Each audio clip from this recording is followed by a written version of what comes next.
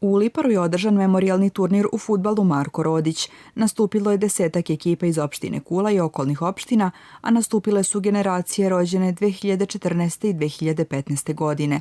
Pre početka turnira položeni su venci na grob Marka Rodića, čoveka po kojem turnir nosi ime i koji je ostavio neizbrisiv trag u naseljenom mestu Lipar.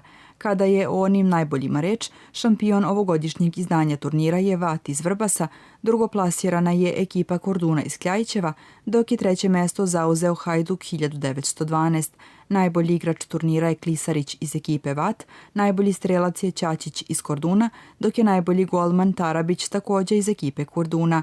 Turnir je posjetila i predsjednica opštine Kula, doktorka Vesna Tomić, koja je ovom prilikom istakla da Lipar nije samo mesto gde se turnir održava, već i mesto prijateljstva, sloge i uspeha jedne male zajednice. Danas se osjećam privilegovano zato što sam prisutna na terenu fudbalskog kluba u Liparu gdje se održava memorijalni turnir u čast Marka Rodića.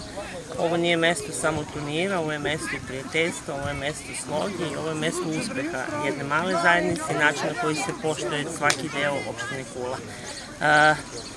Privilegovana sam, ja sam danas upravo i imala priliku da otvorim taj isti turnir i da vidim koliko su ta deca i srećna i zadovoljna i žele da učestvuju i imaju elana u novim pobedama koje ih očekuju, tako da slavimo svaki gol i slavimo svaku pobedu svi zajedno.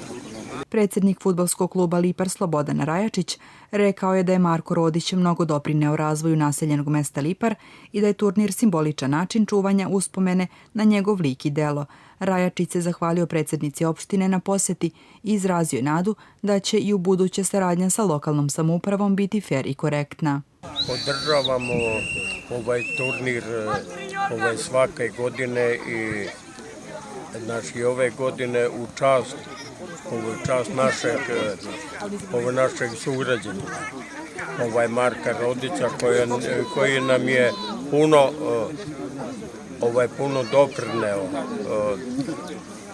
razvoju mesta i kompanija Rodić. Ovaj turnir je znak prijateljstva, druženja naše dece. I mislim da je pozitivno sve što radimo i da će vreme pokazati koliko smo u tome uspešni bili.